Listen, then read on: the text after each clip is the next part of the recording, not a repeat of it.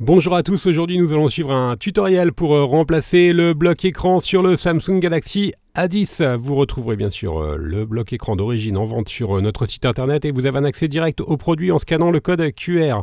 L'écran vous sera livré avec le patron d'aide au montage qui va vous aider à suivre le tutoriel. N'oubliez pas également de commander le kit d'outils numéro 1, spécialement sélectionné par nos techniciens pour réaliser cette réparation. Vous retrouverez également en vente sur notre site le kit complet de réparation qui comprend en plus de l'écran, le kit d'outils numéro 1, le liquide remover pour décoller la batterie, les stickers de batterie pour la recoller et bien sûr le patron en version adhésif.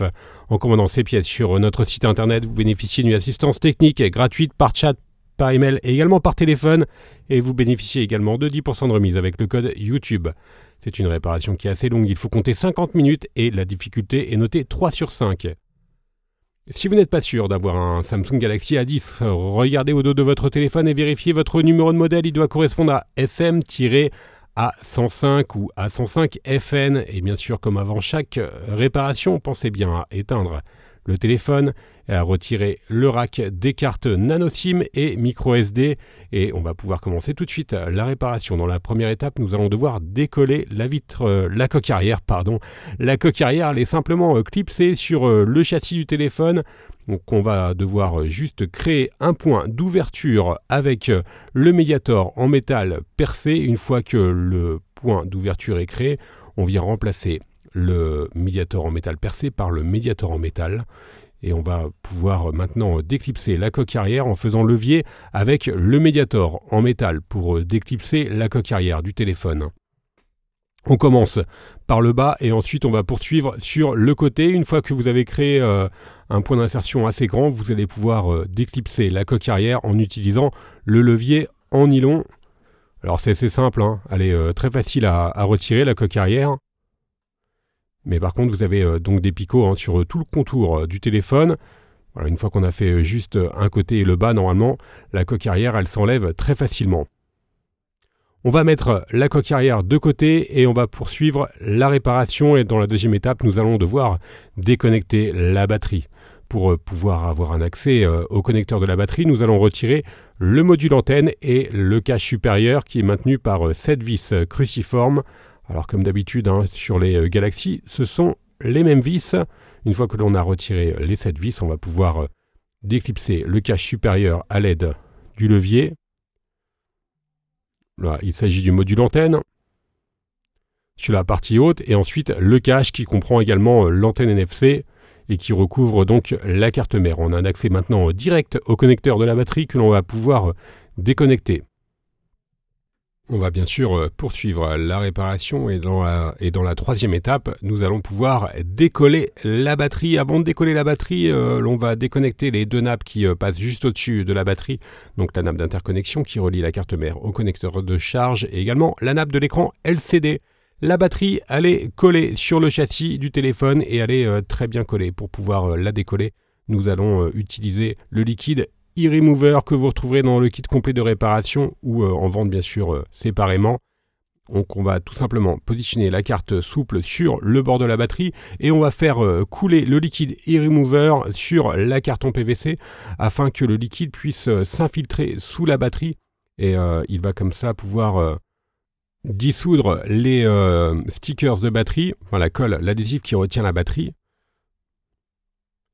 Alors, si vous n'utilisez pas le liquide remover, vous allez être obligé de faire levier sur la batterie et vous risquez d'endommager. Donc, on vous conseille fortement d'utiliser le liquide remover pour retirer la batterie au risque d'endommager celle-ci. Donc, vous avez vu, on a mis du liquide sur la partie droite, la partie gauche et sur le bas de la batterie. Et ensuite, on va tout simplement appliquer la ventouse et on va mettre notre téléphone sur un plan incliné afin que le liquide puisse correctement s'infiltrer sous la batterie et on va laisser agir le liquide et remover pendant 30 à 40 minutes le temps que celui-ci agisse et qu'il puisse dissoudre les adhésifs de stickers qui sont les adhésifs de batterie qui sont au dos de celle-ci. Une fois que l'on a bien attendu 30 à 40 minutes, on vient tout simplement faire levier avec le médiator en métal sur la partie gauche, la partie droite et sur le bas de la batterie. Alors on peut regretter que Samsung n'ait pas prévu de mettre des adhésifs de batterie avec des languettes que l'on puisse facilement retirer. Donc ça nous oblige à utiliser le liquide remover pour décoller la batterie. Ensuite, on vient insérer la carte en PVC sous la batterie pour finaliser le décollage de celle-ci. Attention, ne réutilisez jamais une batterie que vous avez endommagée. Donc soit si vous l'avez percée, ou soit si vous l'avez par exemple trop tordue en la retirant. Donc si vous n'avez pas le liquide remover, dans ces cas-là, il faudra bien sûr passer la carte en PVC sous la batterie et faire levier pour la retirer. Donc là, on voit bien les adhésifs qui ont été dissous par le liquide e-remover.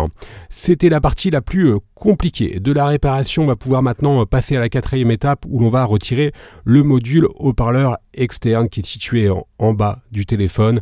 Et pour cela, on va bien sûr retirer les 8 vis cruciformes qui maintiennent ce module haut-parleur externe, donc qui est utilisé par exemple en mode musique. Alors ce sont les mêmes vis que sur le cache de la carte mère. On retire le module haut-parleur et ensuite on va pouvoir déconnecter la nappe d'interconnexion qui relie le connecteur de charge à la carte mère. On va le mettre de côté et on va pouvoir maintenant également déconnecter les deux câbles coaxiaux qui relient également le connecteur de charge à la carte mère. Et les câbles coaxiaux, ils sont utilisés pour le réseau. On retire maintenant le connecteur de charge. Alors il est très facile à retirer, il n'est pas collé. Et le connecteur de charge, vous avez vu qu'il comprend également la prise jack. Et l'on peut passer maintenant directement à la cinquième étape. On va pouvoir retirer la carte mère. On commence par déconnecter les différentes nappes et les différents câbles. On vient donc retirer complètement les deux câbles coaxiaux.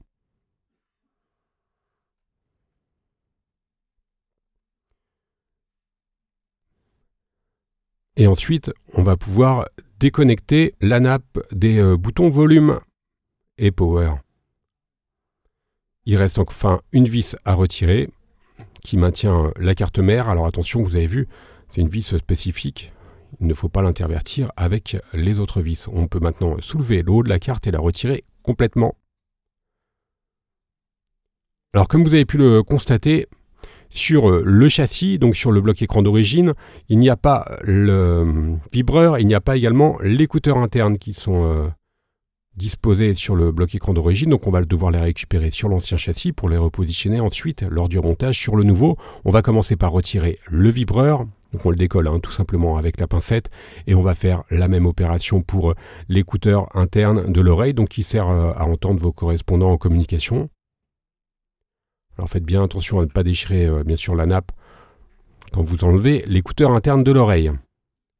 La partie démontage est maintenant terminée.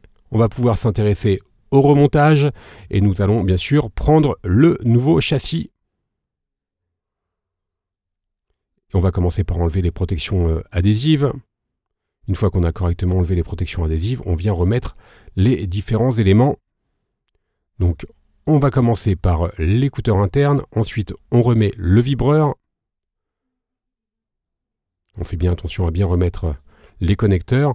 Par-dessus, on vient positionner la carte mère. Je vous rappelle qu'elle est maintenue par une vis cruciforme. Faites bien attention à bien passer les nappes, donc la nappe du volume par-dessus la carte mère pour pouvoir ensuite bien sûr la reconnecter sur la carte mère. Voilà pour la nappe volume.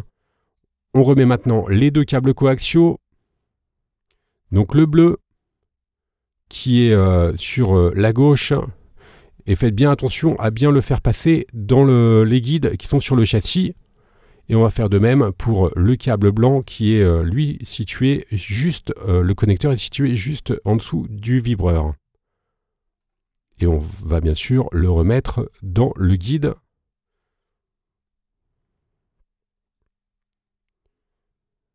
Maintenant, nous pouvons remettre le connecteur de charge.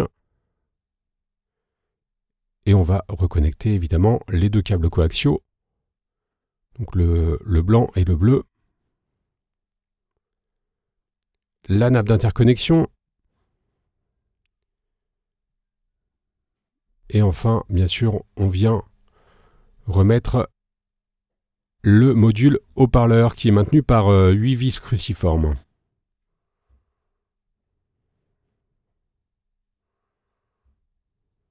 Donc il n'y a pas de difficulté particulière. C'est un téléphone qui est assez facile à réparer, mis à part la batterie, qui est assez difficile à enlever, mais sinon il n'y a pas de difficulté particulière. Alors pour la batterie, on vient remettre les stickers de batterie. Donc vous avez vu, on a enlevé la partie bleue du stickers. Ensuite, on vient repositionner le sticker sur la batterie. On enlève donc la partie bleue, on positionne les stickers et ensuite on vient replier les languettes. Ça nous permettra, lors d'une prochaine réparation, de retirer la batterie plus facilement. On aura juste à tirer sur les stickers pour retirer la batterie. C'est beaucoup plus simple, évidemment, que de recoller complètement la batterie. On repositionne maintenant la batterie sur son emplacement d'origine. Et l'on va reconnecter les 3 nappes restantes, donc la nappe d'interconnexion, la nappe de l'écran et évidemment la nappe de la batterie. On vient reprendre maintenant le cache de la carte mère, qui comprend également l'antenne NFC, et on va également remettre l'antenne, le bloc antenne. Et ensuite, il nous reste juste à repositionner les 7 vis cruciformes qui maintiennent les 2 blocs. Donc il n'y a pas de difficulté particulière. On vient reprendre bien sûr la coque arrière et on va tout simplement reclipser la coque arrière sur le châssis du téléphone. On fait juste des appuis sur tout le contour. Donc on appuie sur tout le contour du téléphone pour reclipser. Et pour finaliser la réparation, on remettez bien sûr votre rack SIM et on va pouvoir rallumer le téléphone. Tout est OK. On va faire un récapitulatif des produits utilisés pour remplacer le bloc écran sur le A10, en commençant bien sûr par le bloc écran d'origine. Vous le retrouverez en vente sur notre site internet et vous sera livré avec le patron d'aide au montage. Vous retrouvez le kit d'outils ou le kit complet de réparation qui comprend notamment le liquide remover. Je vous rappelle que l'on reste joignable par mail, par chat, également par téléphone, et que vous bénéficiez de 10% de remise avec le code YouTube. Vous retrouverez bien sûr sur notre site toutes les pièces détachées, les tutoriels de réparation pour le Galaxy A10. Merci d'avoir suivi ce tutoriel et à bientôt pour de nouvelles réparations.